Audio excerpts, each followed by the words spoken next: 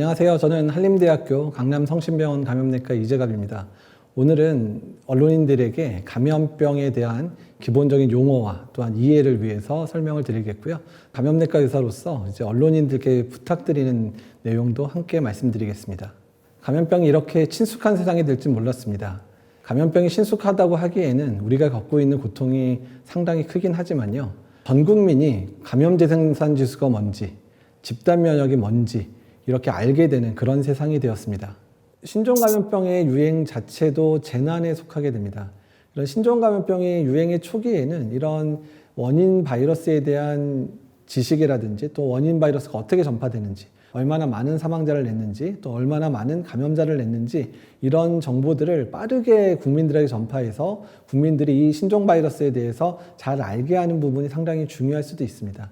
다만 신종 감염병 경우에는 이런 지식들이 쌓아진 데까지 꽤 많은 시간이 걸릴 수도 있기 때문에 일부 보도에 있어서는 좀 유보적인 태도라든지 뭔가 인과관계나 또는 여러 원인들이 밝혀질 때까지 조심스러운 보도가 필요할 수 있거든요.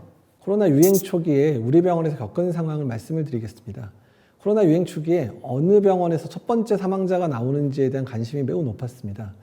강남성심병원 응급실에도 젊은 남성 한 명이 발열이 있는 상태로 입원을 했다가 한두 시간 만에 사망하는 상황이 발생을 했었고요. 그 사망 시간이 오전 11시쯤이었습니다.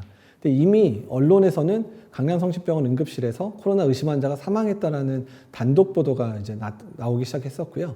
그 환자가 실제 코로나 감염인지 아닌지를 알기 위해서 질병관리청에도 검체를 보내고 우리 병원 자체 내에서도 검사를 시작을 했는데요. 오후 5시쯤에 코로나19에 의한 사망이 아니라는 것이 밝혀졌습니다. 기자들 모아놓고 코로나19에 관련한 사망이 아닙니다 이렇게 이야기를 했는데 그 이후에 이게 코로나19에 의한 사망이 아니라는 정정 보도도 나오지 않았고요. 심지어는 일부 기자는 강남성심병원에서 되게 선명하지 않은 해석을 했다 이런 기사를 내기도 했거든요.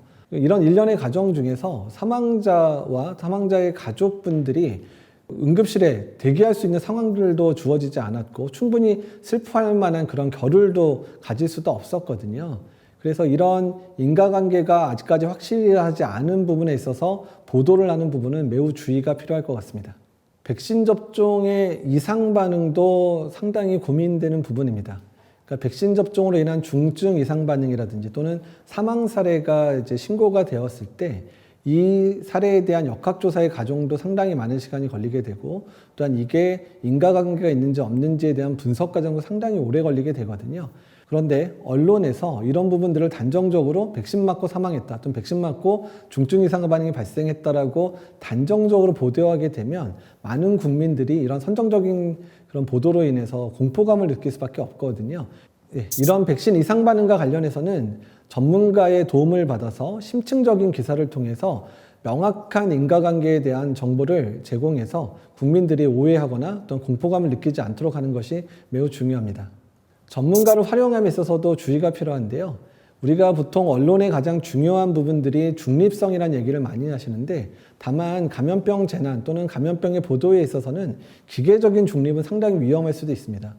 한 90%의 전문가들이 특정 사안에 대해서 동일한 의견을 얘기하는데 특정 10%의 사람들이 정말 반대되는 의견 또는 정말 말이 안 되는 의견을 얘기했었을 때 기계적인 중립을 표명한다고 하면서 두 가지 의견을 같은 수준으로 보도를 하게 되면 왜곡되게 전달될 수도 있는 부분들이 있거든요.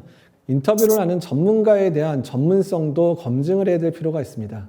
이런 인터뷰어를 선정할 때 전문가가 실제로 질병관리청이나 보건복지부에 정기적으로 이제 자문을 하고 있는지, 특정 분야에 대해서 연구를 많이 해서 논문을 썼다든지, 특정 질환의 환자들을 많이 진료해서 그거에 대한 지식을 갖고 있다든지, 또는 정부 정책에 있어서 여러 가지 그 근거되는 그런 자료들 또는 정책 보고서들을 계속 발간하고 있는지 등의 그런 전문가에 대한 검증 작업이 반드시 필요하고요. 믿을 만한 전문가를 통해서 전달된 정보가 국민들로 하여금 신뢰할 만한 정보들을 터득하게 하고 감염병 대응에 있어서 어떤 것들이 올바른 대응인지를 알려주는 게 매우 중요하거든요. 전문가 선정에 있어서도 꼭 주의를 해주셨으면 좋겠습니다. 최근에는 전염이란 단어 대신 감염이란 단어를 훨씬 많이 씁니다. 전염이란 단어는 어떤 사람이 어떤 사람에게 병을 전파시켰다는 의미가 있기 때문에 낙인 효과가 있기 때문인데요. 우리말로 잠복기라고 하는 단어가 영어로는 인큐베이션 피리어드라고 하는 잠복기가 있고요. 레이턴트 페이지라고 하는 잠복기가 있습니다. 여기서 인큐베이션 피리어드라고 하는 잠복기는 어떤 바이러스가 내 몸에 침범했었을 때 그게 조금씩 증식해서 증상이 나타나기 전까지의 상황에 해당되는 단어가 인큐베이션 피리어드 잠복기고요. 잠복 감염 또는 잠복기라고 하는 레이턴트 페이지에 해당되는 거는 특정 감염병이 내 몸에 들어와 있는데 증상을 발현하지 않은 상태에서 장기간 시간이 지나다가 면역이 떨어졌을 때 발병하는 것을 레이턴트 페이지 잠복기라고 합니다. 대표적으로 잠복 감염이 되는 예가 결핵하고 또한 수두 대상포진이 있습니다. 결핵을 예로 들어서 설명을 하면 결핵균에 우리가 처음으로 노출이 되게 되면 70%에서 80%의 사람은 자연히 회복이 되고요. 10%는 이제 현성 감염이 나타나게 되고 10%는 잠복 감염 상태로 남게 됩니다. 이런 잠복 감염이 된 그 10%는 평생을 거치면서 이제 연세가 드시거나 또는 면역 상태가 떨어지게 되면 재활성화돼서 결핵으로 발병하는데 그 확률이 한 10% 정도 되거든요. 그래서 잠복 감염의 가장 대표적인 예는 결핵이라고 생각하시면 될 것 같습니다. 코로나19 바이러스가 무증상 감염기에 전파가 가능하다는 것이 알려지면서 무증상 감염기와 무증상 감염이 혼동되어서 잘못 사용되어지는 경우가 많았습니다. 코로나19 바이러스는 증상이 나타나기 2, 3일 전부터 바이러스의 배출이 나타나기 시작하고 그 시기에 다른 사람에게도 전파가 가능합니다. 코로나19 바이러스의 감염 중에서 처음부터 끝까지 증상이 없는 상태에 되는 그런 무증상 감염은 전체 감염 중에 20에서 40% 정도로 추정되고 있습니다. 무증상 감염 같은 경우에는 본인이 증상이 없기 때문에 검사를 받으러 오지 않기 때문에 확인하기가 상당히 어려운데요. 우리나라처럼 밀접 접촉이 된 분들 같은 경우에 선제 검사를 통해서 검사를 많이 하다 보니까 무증상 감염 환자도 많이 확인이 되는 부분이고요. 면역은 선천면역과 후천면역으로 나뉘게 되는데요. 선천면역은 그러니까 내 몸에 어떤 바이러스나 세균이 들어왔을 때 1차 저지선에 해당됩니다. 예를 들어 우리의 피부라든지 우리의 호흡기 점막 이런 부분들도 선천면역에 해당되고요. 또한 우리 몸에 침범했었을 때 이 바이러스나 세균이 나한테 병을 일으킬 거냐, 내게 아니냐는 것들을 인식하고 후천면역 시스템에 정보를 전달을 하는 시스템을 우리가 선천면역이라고 합니다. 후천면역은 선천면역이 전달해준 정보를 바탕으로 해서 특정 세균이나 특정 바이러스에 대해서 항체를 충분히 만들거나 또는 T세포 면역을 자극해서 우리 몸에 면역을 기억하는 세포들을 만들어내는 역할을 하게 됩니다. 그래서 후천면역을 통해서 획득되어진 면역은 장기간 기억될 수 있고 추후에 이 세균이나 바이러스가 재침범했었을 때 그 세균이나 바이러스의 감염을 이제 막아주거나 또는 중증을 예방하는 그런 효과를 가지게 됩니다. 능동면역은 내가 실제로 세균이나 바이러스에 감염되었던지 또는 백신을 통해서 내 몸이 항체를 만들거나 T세포 면역을 만들어서 반응하는 것을 모두 능동면역이라고 표현을 하고요. 수동면역은 우리 몸이 특정 세균이나 바이러스에 노출이 되긴 했지만 이전에 감염되지 않아서 내 몸이 그 세균이나 바이러스를 감당하지 못하는 상황에 대한 부분을 예방하는 방법인데요. 자연적인 수동면역 같은 경우는 엄마가 가지고 있는 항체가 태반을 통해서 신생아한테 전달되는 것 또는 모유를 통해서 신생아에게 그런 항체가 전달돼서 신생아가 감염이 예방되는 이런 부분들도 일종의 자연적인 수동면역이라고 하거든요. 그래서 수동면역은 내가 직접 만든 게 아니기 때문에 면역 메모리가 되지 않고 시간이 지나게 되면 예방 효과가 떨어지게 됩니다. 항체 면역 또는 체액성 면역이라고 부르는 부분들은 우리가 잘 알고 있는 B세포에 의해서 항체가 만들어져서 세균이나 바이러스에 대한 예방 효과를 가지게 되는 건데요. 이 B세포가 형성되는 과정 중에서 T세포가 도움을 줘서 B세포를 자극하게 되면 형질세포를 많이 만들게 돼서 훨씬 더 많은 항체가 만들어질 수 있고요. 또한 T세포의 영향을 통해서 메모리 B셀이 만들어지게 되면 장기 면역을 형성하는 그런 면역으로도 형성이 될 수 있습니다. 세포맥의 면역은 T세포에 의해서 작동을 하게 되는데요. T세포는 두 가지로 작동을 하게 됩니다. 첫 번째는 B세포를 자극해서 많은 항체가 만들어지게 하는 역할도 하고요. 또 B세포를 자극해서 일단 메모리가 가능한 B세포를 만드는 데 도움을 주는 형태로 작용하기도 하고요. 다른 T세포 같은 경우에는 이미 감염이 되어 있는 세포 자체, 우리의 세포 안에 세균이나 바이러스가 감염되면 그 세포를 사면시키는 역할을 하는 그런 형태로 작용하기도 합니다. 백신은 인류가 만들어낸 감염병 대응에 있어서 가장 훌륭한 과학의 산물이라고 이야기를 하고 있습니다. 인위적인 능동 면역을 통해서 항체 면역과 T세포 면역을 자극하고 또한 그렇게 함으로써 특정 세균이나 바이러스가 침범했을 때 우리가 감염되는 것을 막아줍니다.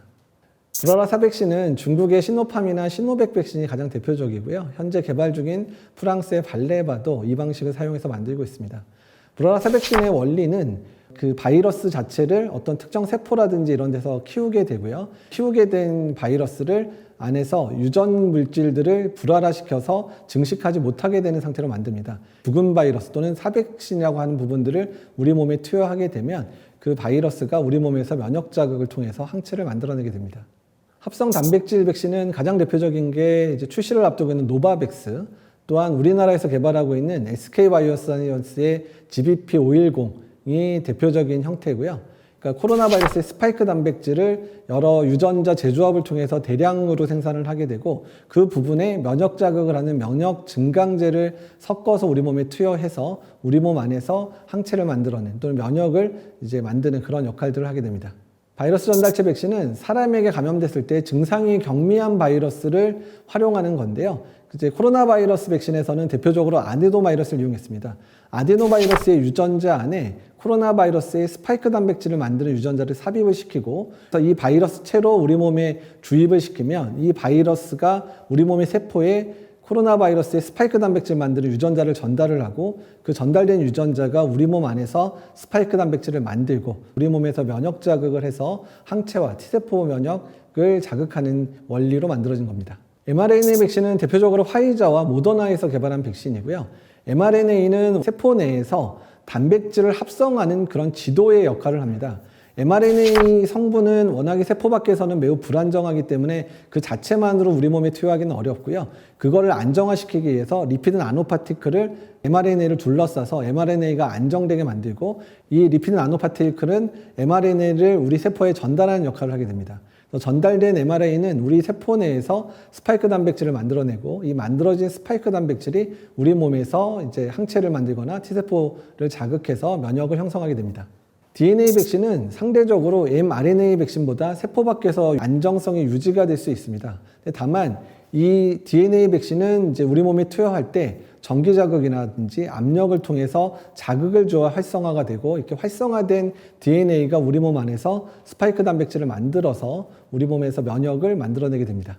집단 면역에는 특정 집단 내 전체 인구 중에서 면역력이 가진 인구의 비율 안에는 감염된 사람도 들어갈 수 있고 백신을 맞은 사람도 들어갈 수 있게 되거든요. 코로나19 바이러스는 이제 변이를 통해서 전파력이 극대화된 델타 변이를 만들어냈습니다. 델타 변이의 감염 재생산 지수는 5에서 8 정도가 되고요. 우한에서 시작된 오리지널 바이러스가 2에서 3 정도이기 때문에 전파력에 있어서 2배에서 3배 정도 강화되었다 이렇게 이야기할 수 있습니다. 지난 4월 델타 변이가 전 세계적으로 유행하기 전까지 이스라엘과 영국은 조기부터 매우 빠른 속도로 예방접종을 하면서 유행이 급감하는 그런 상황을 맞이할 수 있었습니다. 델타 변이 같은 경우에는 전파력이 극대화되면서 델타 변이가 유행한 지역에서 이미 유행이 안정화됐던 지역에서마저 유행이 극대화되는 상황들을 맞이할 수밖에 없었는데요. 이거는 전파력이 극대화돼서 감염제 생산 지수가 올라가게 되면 거기에 요구되는 집단 면역의 비율도 올라가게 되기 때문에 델타 면역 같은 경우는 백신만으로는 일단 집단 면역 달성하기는 어렵다라고 이야기를 하고 있습니다. 코로나19 백신의 효과는 시간이 지나면서 그 효과는 떨어지게 됩니다. 델타 변이 같은 경우에는 일단 전파력이 매우 강해지는 상황이어서 전체 집단 중에서 적어도 그 백신에 대한 면역을 가진 사람이 80에서 한 90% 정도는 돼야 집단 면역이 형성되게 되는데 백신 효과가 평균자 80이었고 시간이 지나서 백신 효과가 50에서 60% 떨어지게 되면 전 국민이 100% 접종을 하더라도 우리 집단 내에서의 예방 효과는 50에서 60%밖에 되지 않게 되거든요. 그래서 델타 변이는 예방 접종만으로 이제 집단 면역을 달성할 수 없고 그런 이유 때문에 마스크 착용이라든지 거리 두기와 같은 여러 가지 방역적인 노력들이 함께 수반될 수밖에 없습니다. 논문이나 외국의 선행 보도를 인용하는 보도도 매우 많이 이제 기사로 실리고 있는데요. 이런 기사를 실을 때도 반드시 여러 전문가들의 의견들을 크로스 체크해서 이 논문의 신빙성에 대해서 또는 이 기사의 진정성에 대해서 확인하는 작업들을 반드시 거쳐 주시면 좋겠습니다. 팬데믹 상황에서 언론이 감염병에 대한 정확한 정보를 전달해줘서 국민들로 하여금 감염병에 대한 정확한 정보를 알게 하고 또한 감염병에 대해 어떻게 대응하게 하는지에 대해서 많은 도움을 주신 것은 사실입니다. 다만 과도한 경쟁이라든지 특히 뉴스 포털에서의 클릭수를 유도하기 위해서 선정적인 기사라든지 또는 가짜 뉴스를 재생산하는 그런 상황들이 매우 빈번하게 벌어지고 있는데요. 부족한 내용이지만 감염병 재난에서 언론이 국민에게 꼭 필요한 정보를 전달하는 데 기여할 수 있었으면 좋겠습니다. 감사합니다.